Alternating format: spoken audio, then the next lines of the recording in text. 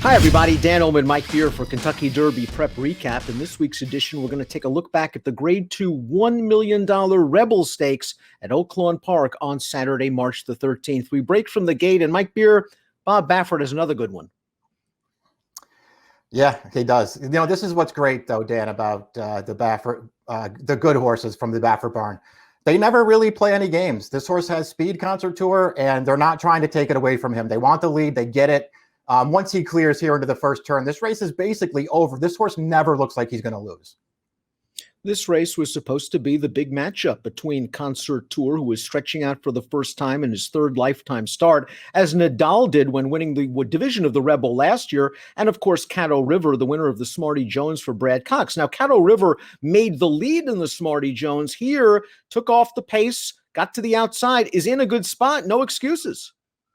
Yeah, I mean, this was a matchup between the two favorites. It looked like on the way in anyway, Dan. One of them showed up, and the other one really didn't. Caddo River was denied the early lead by Concert Tour. It's hard watching the race from here on out, Dan. It's hard to think that, you know, just not getting to the lead made all the difference here. I mean, he gets a good trip. He tracks this horse around the track. He takes a shot at him around the second turn.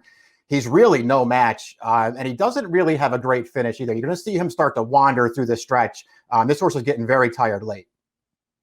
Concert Tour just basically rattled off 12-second furlongs while rating very comfortably on the lead. He's going to turn into the stretch, comfortably handled. Caddo River under a ride. You're going to see Hosier coming up for second down towards the inside, the other Baffert-trained runner. But just look at Concert Tour. Rosario is merely breezing this colt the final eighth of a mile.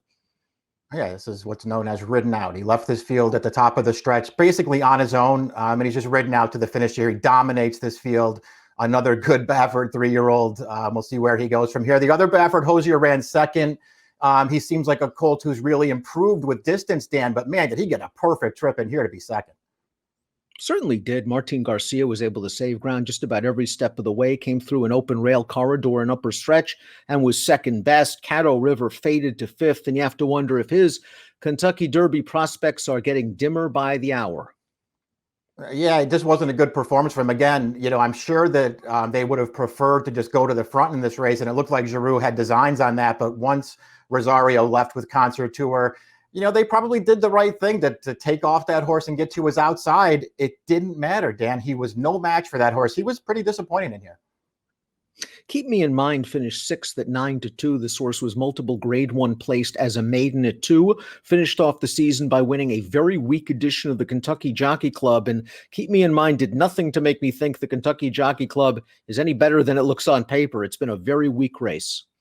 Yeah, you're right. He certainly didn't, turn any of those fortunes around in this race. He was off of a little bit of a layoff here. It's probably too early to just give up completely on him. But man, he didn't really do anything in here. He didn't break that sharply from the gate. He got bumped back to last. And after that, they just kept him, on the far outside all the way around the track, and he never made a move. Get Her Number, the winner of the Grade 1 American Pharoah Stakes last year as a 2-year-old, had some bone bruising after that race, was given plenty of time to recover. This was his first start since September. And Mike, he caught a tough spot, and he just didn't run to expectations, even though he was 14-1. I think a lot of folks expected just a little bit better from Get Her Number, but he has the excuse of the layoff. Yeah, we'll see what he does from here. He has a lot to prove, obviously, even though he was a Grade 1 winner as a 2-year-old. We'll see what happens. He didn't, ever really make an impact in here. He did get bumped in the stretch, Dan. He really wasn't in contention at that point, and it didn't look like he was going to get anything anyway, but he did get bumped at about the 8th ball. Thoughts on Big Lake's performance? He finished third in here for Asmussen, ahead of another Asmussen-trained runner, Super Stock. He was 18-1. He was down inside. He was the horse that bounced off Get Her Number in the stretch.